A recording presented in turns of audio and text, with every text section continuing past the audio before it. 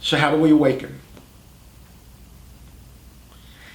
It's so simple that enlightenment can occur from one moment to the next. But to be on the path of enlightenment and waking up is an arduous process. Because as Gurdjieff says, the momentum of the machine works against us, works to keep us asleep. It starts with small things.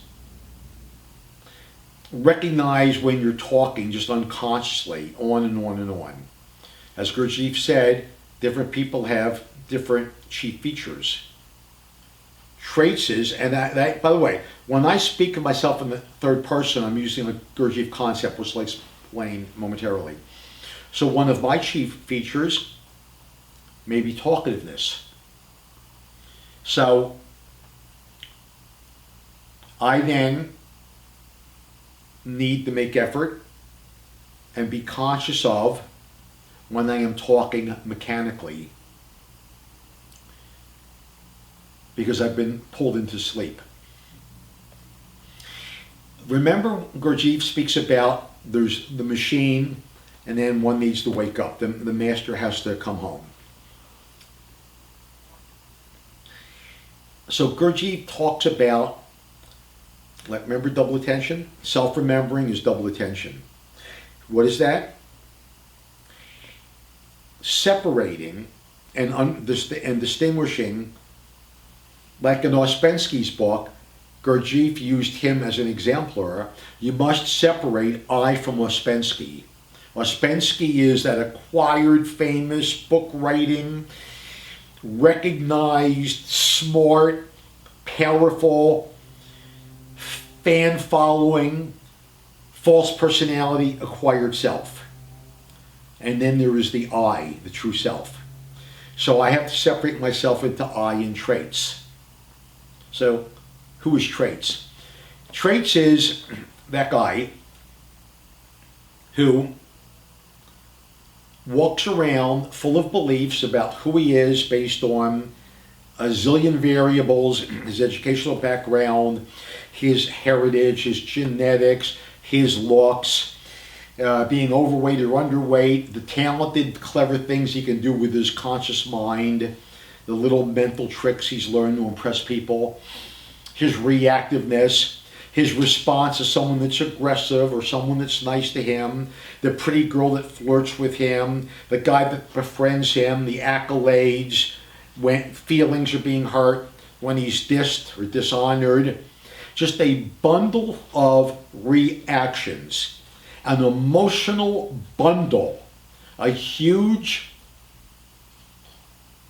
monstrous bag of emotional reactivity being lugged along on the one hand, and on the other hand is this whole mental concept of who I am.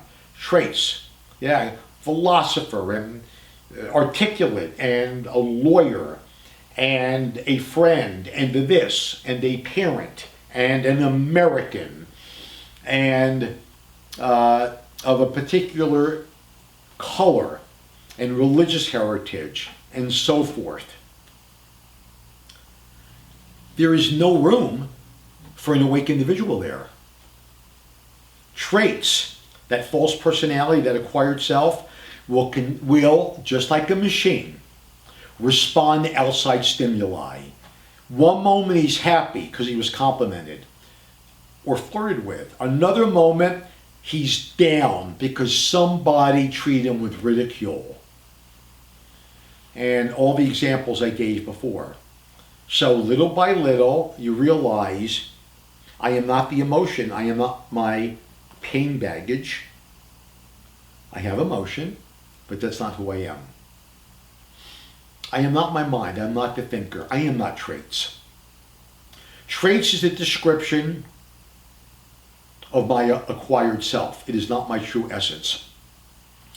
I am an infinite being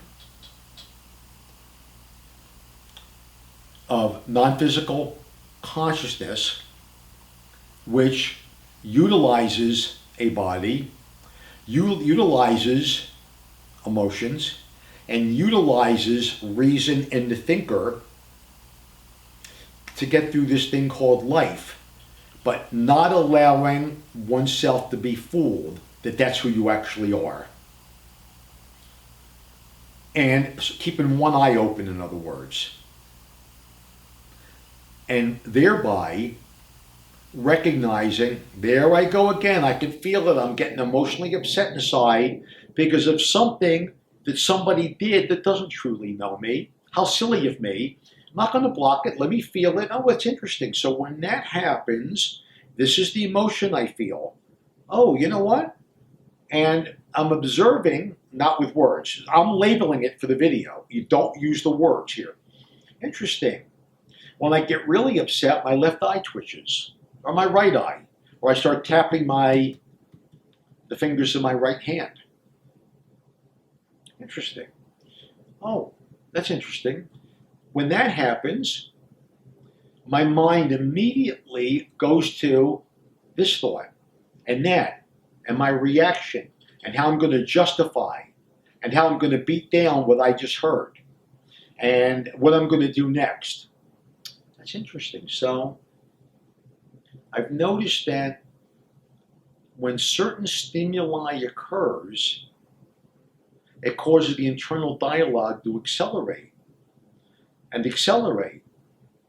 And the associative process brings more and more thoughts. And now all of a sudden, those thoughts are my immediate reality, and those thoughts are hooking emotions. Now it's hooking my pain body. Now I am both intellectually disturbed and emotionally upset. How silly. But don't block it. Watch it, observe it, and realize you are more than that. And as you realize it, you're awake. And there's many reasons, but there's a fundamental reason why one must awaken to create one's reality, which is the next question, which I will now address.